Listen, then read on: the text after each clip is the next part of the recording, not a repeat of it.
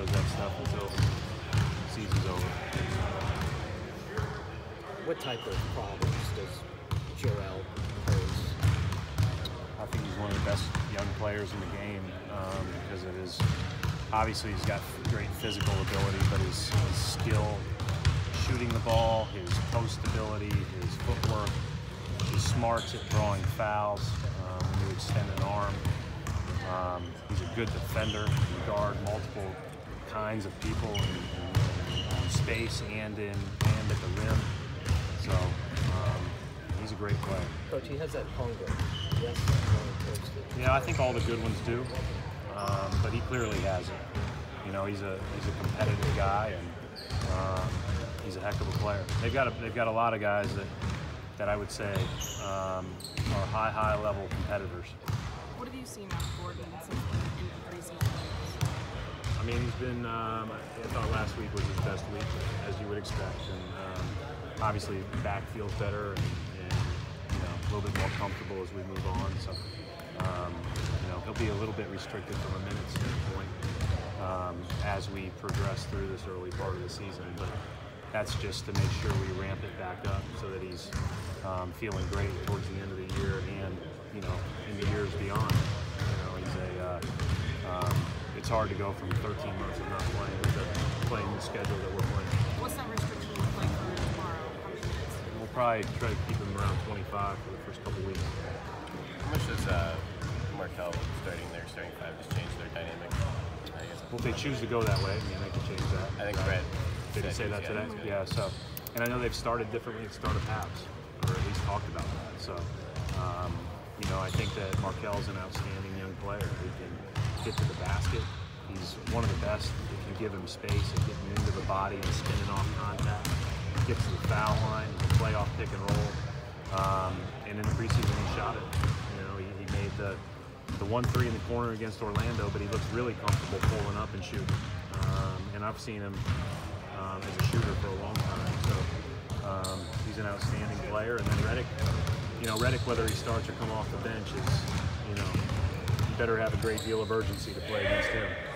You know, you watch that China game where he goes 10 for 10. And, the guy has unbelievable conditioning and unbelievable desire cutting. And you know, it's a great challenge early in the season to play against a guy like that. Right, there's a lot of talk about how you guys kind of limited Ben Simmons a little bit. What did it take to kind of limit his production, and how much of a focus was doing that for you guys? Well, I don't, you know, as I go back and watch him, I thought he did a lot of great things. He's a great player. He gets downhill. He's tough. He's strong. He can post. He can really handle, really pass. He fakes you out on the dribble. It looks like he's settling into a play, and then he'll cross you over and get to the rim.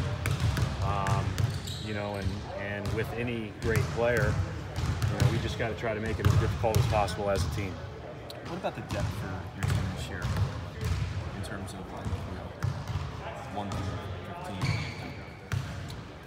Yeah, I mean, I thought our depth was really good last year. I think our depth is really good this year. Obviously, when you look at you know, Terry being a guy that was so good through all of the first 3 years here, but certainly the end of last year, Morris, Smart, guy like Baines, guy like Shemi, those guys have all been there, and so I think that, you know, it is a positive, and we hope to utilize that and make it a positive.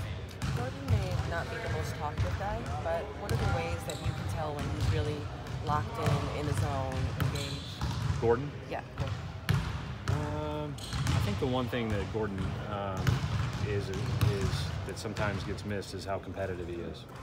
And you can tell, like, when he's locked like that. And he's been locked like that, but he's, you know, he's always going to put a lot of pressure on himself to be the best he can be. And, you know, as are all of our guys. You know, I don't think he's any different than any of our guys in that way. But I would say that, you know, people talk about his skills. People talk about, you know, how good he is off pick and rolls and those types of things. But he's a competitive guy. And, you know, I think that's where it starts. Brad, you guys face Embiid on tomorrow and Vassilinas on Friday. Does that affect your starting lineup? You're facing two legitimate centers. No. You know, it's my understanding, and I haven't obviously watched them yet, but I've heard that they're mixing up their starting lineup. So we're going to focus on us. What did you learn from defending Embiid, especially in the playoff series at the end of last year, where they kept throwing it into him? Well, you got to pick your poison. We talked about that in the playoffs all the time.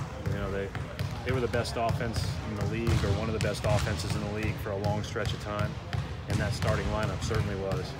And if you gave up Embiid and three-pointers, you were in trouble. In the playoffs, we largely tried to focus on the threes, but there were times where we had to double because he was going.